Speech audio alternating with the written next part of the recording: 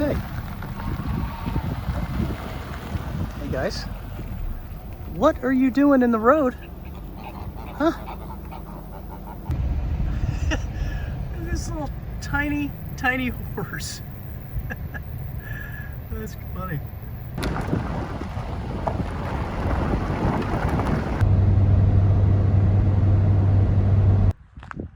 Hello friends, welcome to the small town of Big Rock, or what's left of the small town of Big Rock. This and one other structure is the only things left of the town. In fact, this isn't even the original building. I'm pretty sure that this is where the original church of Big Rock was, but this is not a very old building, as you can tell. However, I did notice this placard here on the side of the building on brand new cinder blocks, 1896 to 1952. The actual town of Big Rock is just down here to the left. We'll go check that out in a minute. But I wanted to walk around this church and find out if there's any sign of life from the olden days. I was hoping to find signs of an old cemetery or something, but I don't think that exists. I've been driving by this church for the last couple of days, and I did some research out here. I found out that the town of Big Rock used to exist right here. And this, along with one other building we'll go check out right now, the only things left out here. There's very little going on in this part of Michigan. We're very near Atlanta, Michigan. It's about 5 miles away to the west. And from here, it's just a peaceful part of the country, from what I can tell.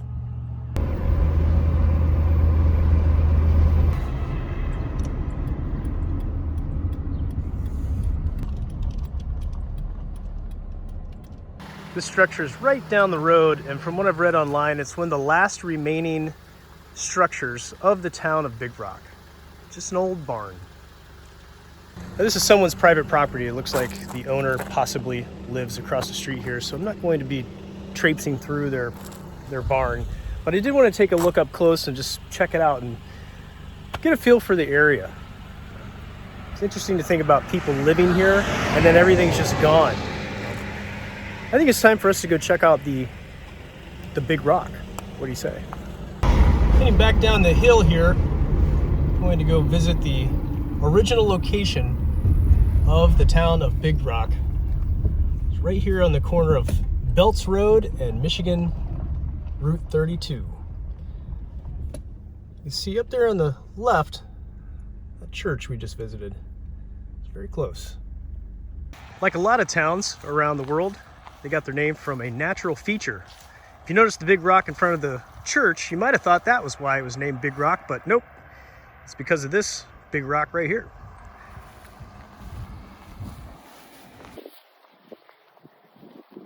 This is a big rock. It's an informational, historical marker about the town. In 1882, Seth Gillett became the first postmaster of Big Rock. By 1902, a grange hall, sawmill, a school, a blacksmith shop were all located right here in Big Rock. You can see this is not a very big plot of land, but right up here over top of the hill is where that barn structure is. And then as I pointed out, the church is right back here. So there was a little bit of space here, but this seemed to be the point where the center of town. This other informational sign talks about the grocery store and living quarters that were here on this site on the corner. The last building here burned down in 1966 after it sat empty for many years.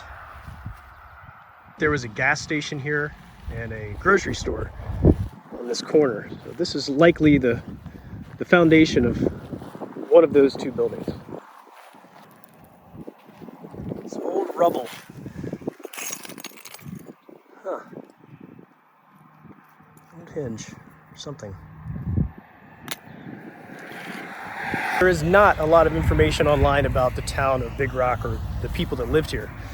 Most of everything that I know came from these two signs here and very little from the internet.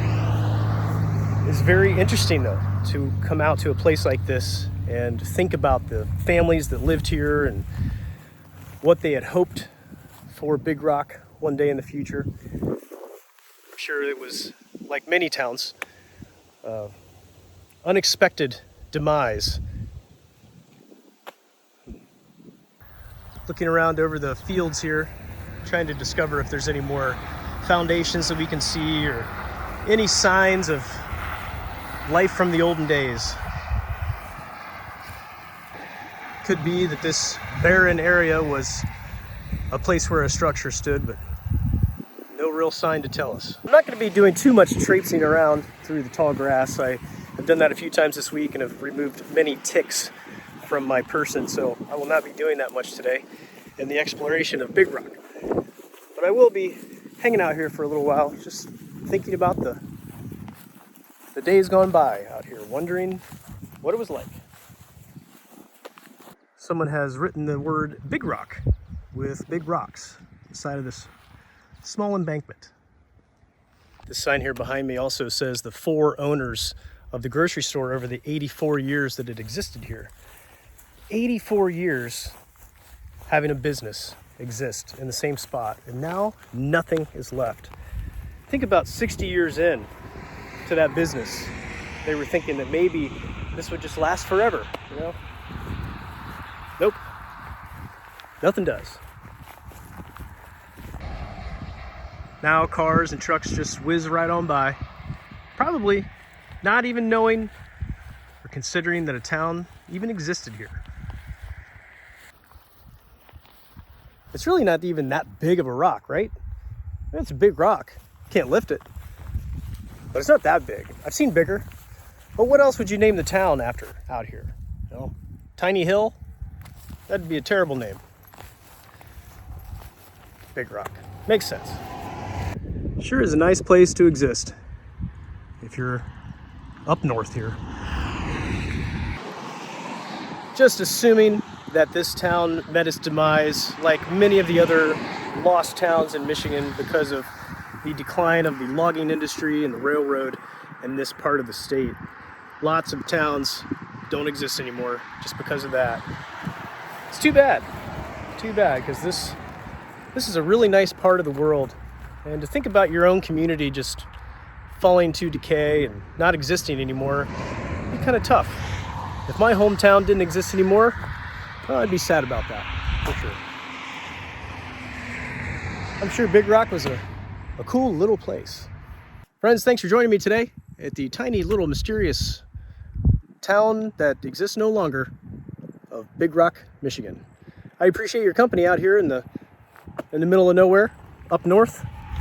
Thank you, friends, for joining me. I'll see you in the next video. So long, Big Rock. I'm sure you're a cool little tiny town.